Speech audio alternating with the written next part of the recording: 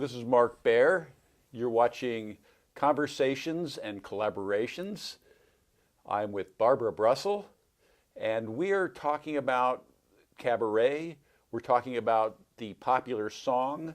Barbara and I met again yesterday. This is not our first interview together in this series. We started at the very beginning of the show, and now we're looping back. This is back in July. A few months later now.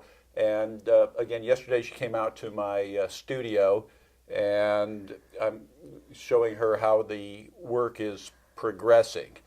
So I want to start with a piece where I'm starting to explain a little bit of how this begins, just so that you get the I guess multimedia, multidimensionality of what this is and what we're kind of looking for in an imaginary world. Okay.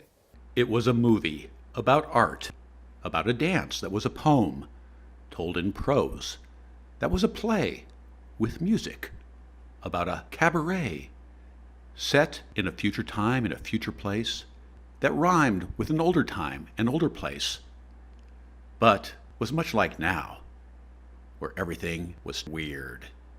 At midnight, crowds adored the ballet troupe from Bonga Bonga as they twirled upon the stage. All the rage in Paris, they say. Welcome to the back streets of Love Token Alley, where love songs and mad songs and songs of joy and sorrow are sung to compositions by Kurt Weill with texts by Bertolt Brecht. Except it wasn't the Masters of Weimar, but the expatriate Hollywood duo of Lester Bester and Sam Bunny. 10 cents get you in. I'm doing this piece, and we talked yesterday about the and what I'm looking for is this kind of poetic density of song, and I've been painting and putting words together, and putting words and paint together the way music and lyric fits together. You know, I'm thinking in those terms, and one of the images that recurring, as I said, it's a future time that rhymes with a past time, and the past time that I'm looking at to talk about a current time is roughly the 1930s. And what comes to mind immediately that I wanted to speak of is Yip Harburg. And I wanted to start with a quote of his, just to get us up to speed. Words make you think a thought. Music makes you feel a feeling. But a song makes you feel a thought. And so that's where you come in. And you've been exploring the song. You've been exploring the words. You've been marrying the two of those and finding personal space, an interpretive space within that. Well, I started out as a dancer. Okay. You know, my first expression was just a move. And then finding these lyrics, I find it so interesting when an artist comes to a lyric, how it can change based on who you are. If you're saying that lyric, but the music is still there, but how your body experiences the sound, the frequency, comes out of you differently, and that makes it unique. So the two together can be very powerful, and there's very little defense that we have against sound. Even when we die, it's like the last vestige of our survival is our little ears. And it's like, goodbye, have a nice journey. But the music, he's right, it's amazing. The music makes you feel a feeling. And there's a guy, Oscar Peterson, a jazz pianist, who I love the fact, I may have mentioned this one time, that he was playing some song, and he stopped, and one of his musicians gave him what chord it was. He said, no, I lost the lyric. So he was so telling the story in that music, in that lyric. So yesterday we were out in the studio, yes. and what in part of our discussion was that a lyric, a song, can change the world. Right. Wow. And can get people, the power of a song. It is all those things. Yip talked about that. Yeah, and I mean, he actually wrote, like, songs have been our not so secret weapon behind every fight or freedom, every struggle against injustice or bigotry. for me, one of the images is again for this time to rhyme with for the time we're in, to rhyme with the past time.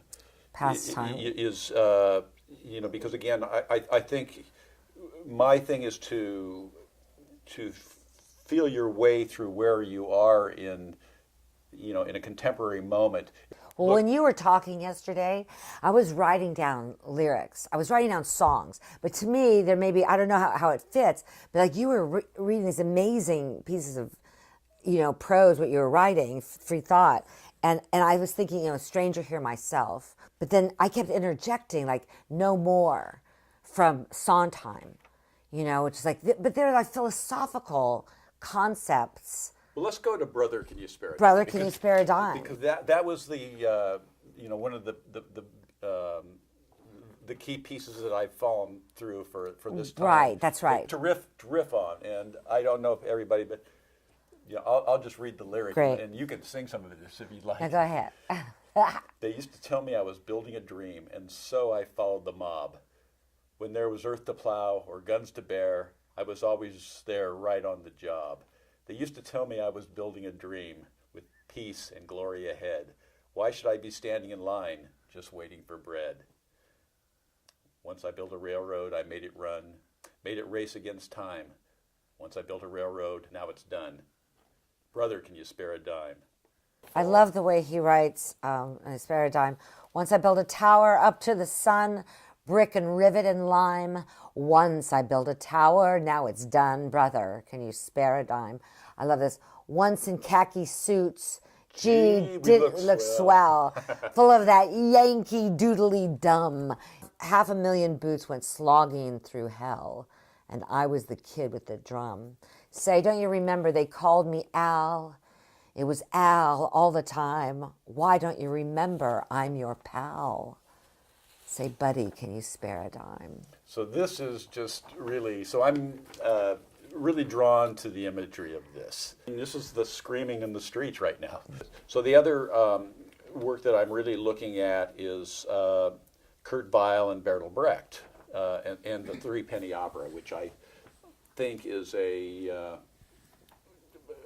perfect play for this moment, because where we're losing humanity and we're, it's every man for himself, and there's this relative thought that the world is rotten, and when everything's rotten, you're just out for yourself, and that was the world that they lived in. That's the world of Weimar. And it's really hard to stay in the moment and stay positive, because in this moment there are so many of us who are trying to not be in that dark moment of despair. So just that, like for cabaret, it's like I did the love show. I did like a cabaret Valentine, and I wrote in Facebook. I said, if love is political, then I'm doing a very political show on Valentine's, because it's all about love.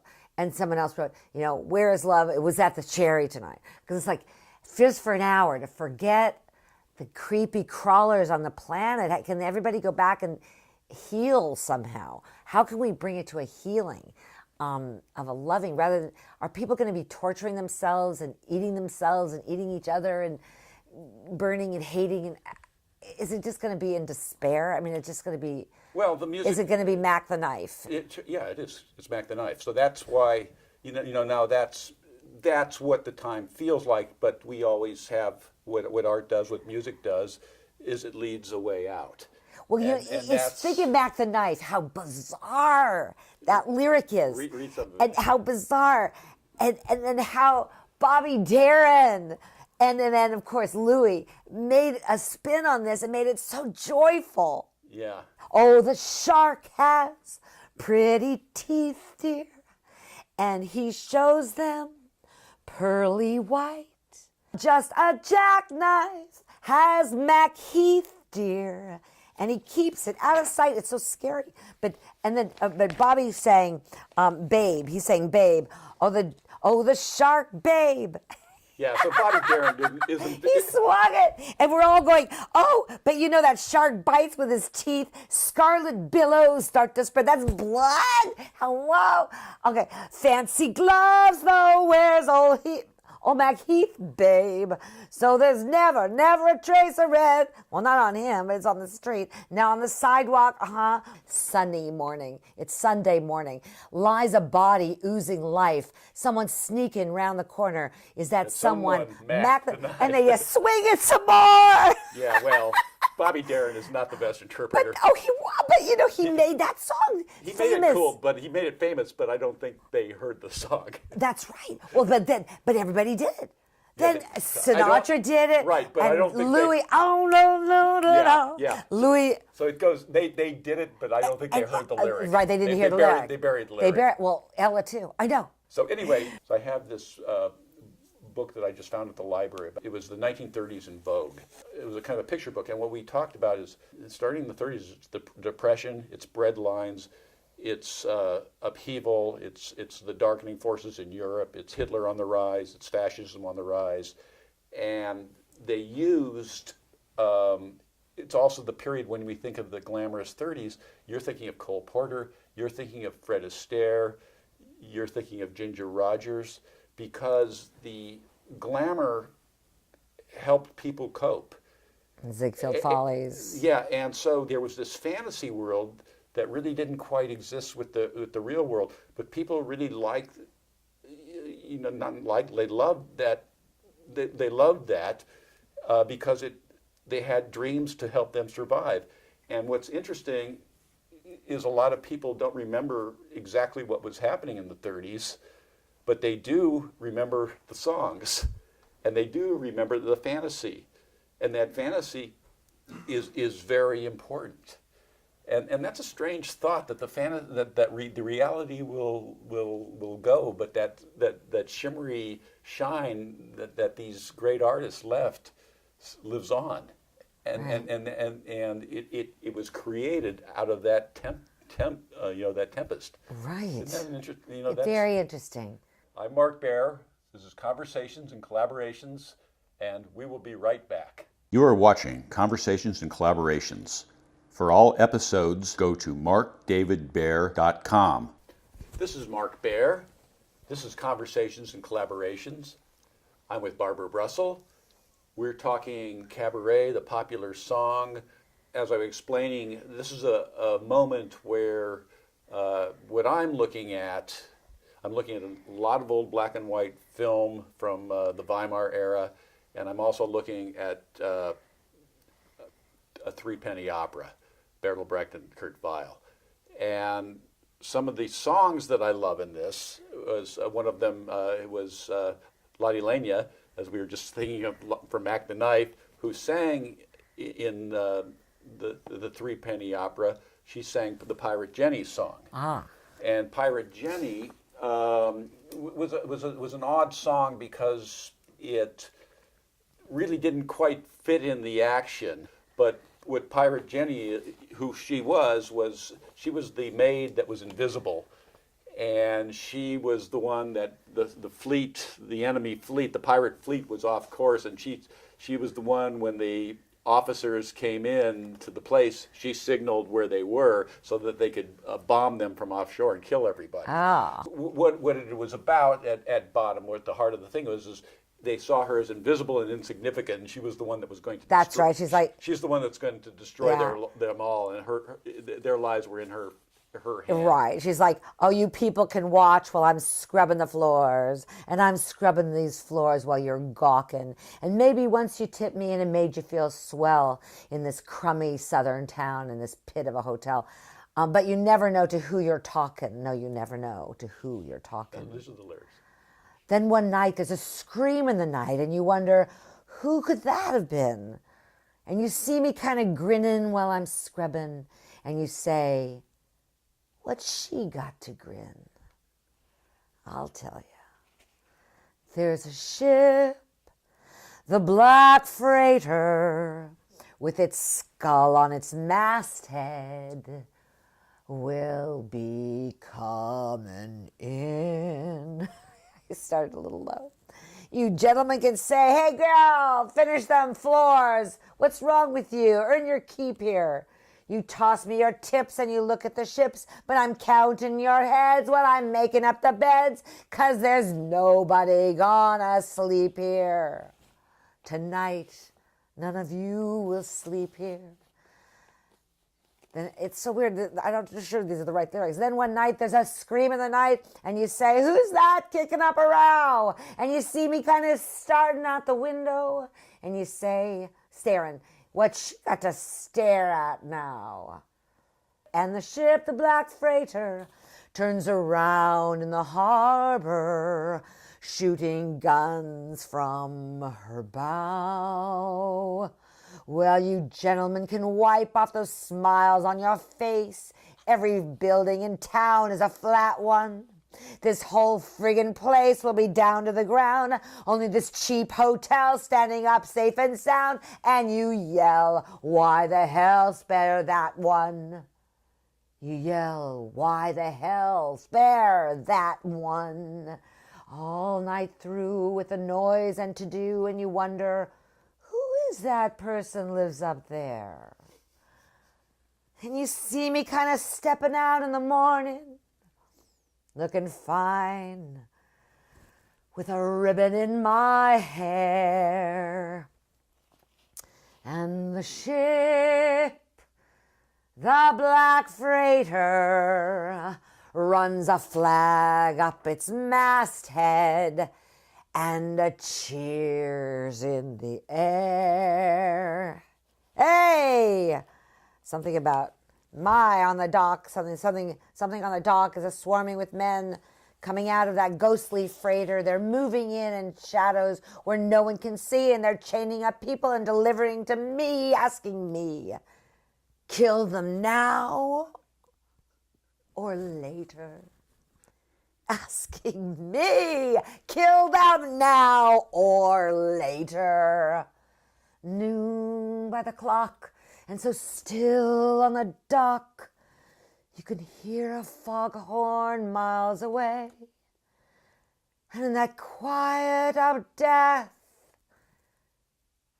I'll say, right now. So, and the ship turns around into sea, and on it is a me. Oh, it is me.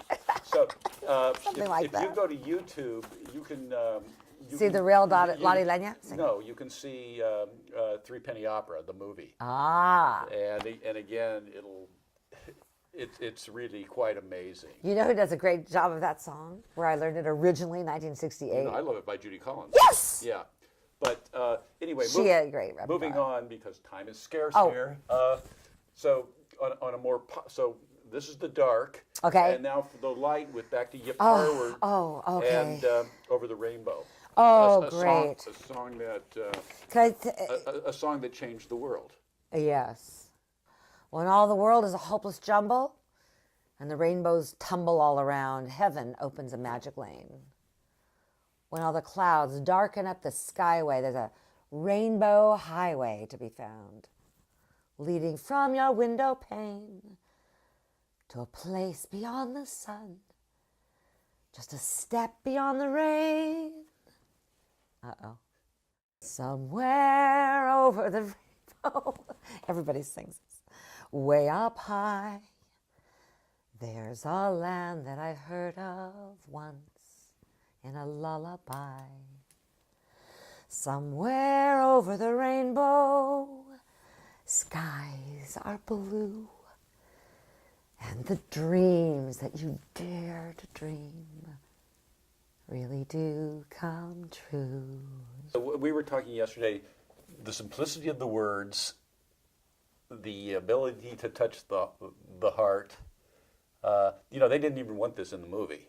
Right. This was an afterthought, and they didn't want the movie, but they decided to keep it in, but just to show the power of a song. And remember, this didn't always exist. Right.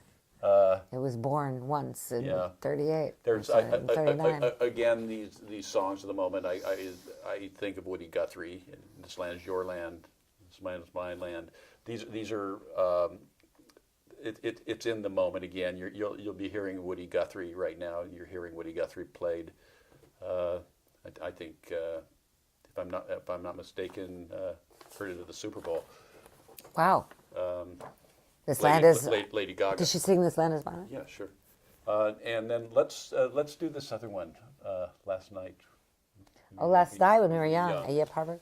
Yeah. So there's also longing in the air, and I love that. Oh, that- It's a time of longing, of looking back, of hopefulness, and also a bit of Bittersweet. wistfulness, and he captured that wonderfully.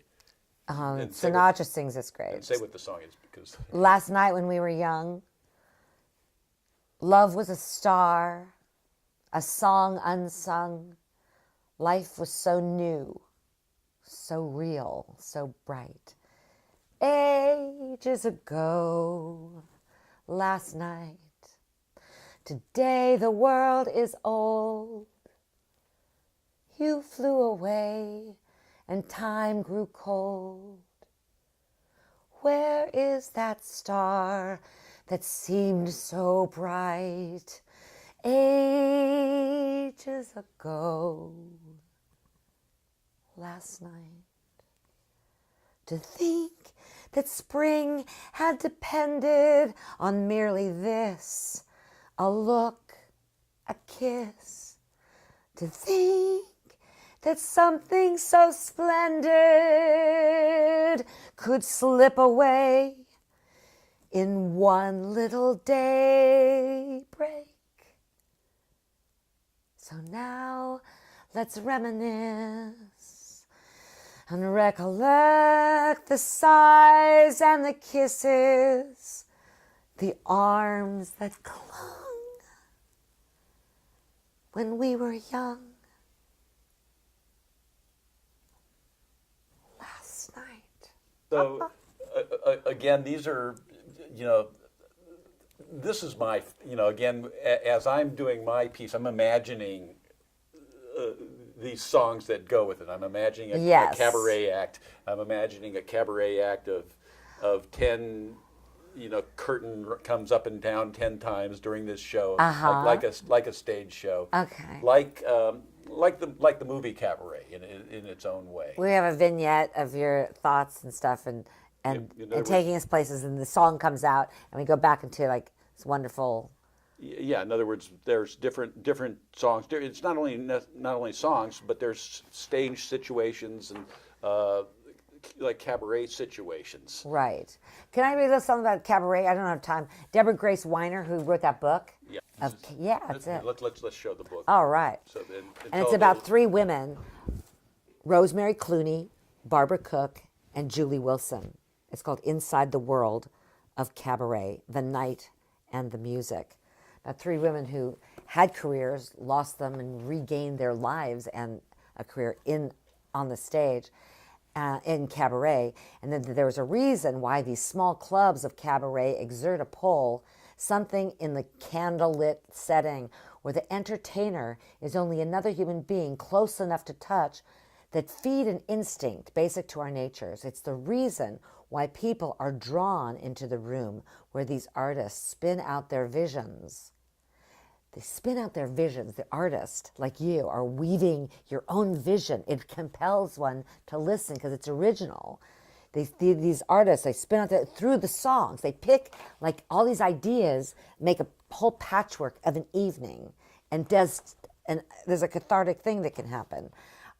They pick out their visions. The reason they are captivated, because in an age dominated by high-tech mass communication and media hype, these artists have returned a singer to a singer's most ancient function, storytelling. A storyteller exposing a part of the most private part of themselves in exchange for the opportunity to create a hold over those willing to listen. Sitting in the dark, even the uninitiated initiated feel the emotional pull, telling them this is how show business was invented. And for those who don't know, I suggest that they go to Amazon and they order Only the Lonely by Frank and listen to that to hear a storyteller. It's great. And I'm compelled to stuff that wasn't part of my life, that I didn't live through. I didn't have Frank Sinatra in my life, but and I try to not tell anything that I've actually lived through. That's why we never talk about the Beatles. That's why we never talk about the newer work. But I like a world that I never really experienced head on, that I'm only existing in an imagination. And so I can imagine being in a small club listening to Frank Sinatra sing the songs from Only the Lonely, or my new guy Mel Torme. And these writers produce these songs from time, old age. It's like they live, they're alive today. Bertolt Brecht and Kurt Weill, my God, the universal. I mean, we're talking about 100 years ago practically. And it speaks for us today. It speaks amazingly. So it's interesting when a song comes back, a song from them lands in now. Sometimes it makes sense, and sometimes it doesn't. A song doesn't always work. A song works with the moment. In other words, a song from the past is sometimes it's always a good song, but it doesn't really always hit a resonant moment. And sometimes it does. It re-resonates, yeah. In other words, that's why I'm looking at these. These songs probably wouldn't have resonated a year ago the same way. Right, that's true. And again, what I do is I'm a cheerleader for, the arts, and a cheerleader to know the tools that you have available to express yourself at a certain time. And part of those tools is knowing your history. And so I'd kind of, what my mission is to shed light on these people, to, go look at these things. And everything is available to you. It's all on YouTube. It's all at your fingertips. It's all on your phone. Wow. And all these lyrics are there. And in a time of confusion, look what people did in similar times against similar circumstances, and how the reaction was. In other words, history is past, present, and future. It's not an event. It's a living thing, and it's very hard to tell in your own moment how it is. But if you go back to an analogous moment, and you see the reaction, and you see the tools, and you see how people reacted. Wake up. And the other thing that we discussed yesterday. Anyway, blah blah blah blah and blah. Yeah. This is Mark Baer. I'm with Barbara Brussell. You're watching Conversations in Collaboration. We're all over the map here, but this is how we talk. I hope you've enjoyed this episode of Conversations and Collaborations. For all episodes, go to markdavidbaer.com. See it now. Don't wait.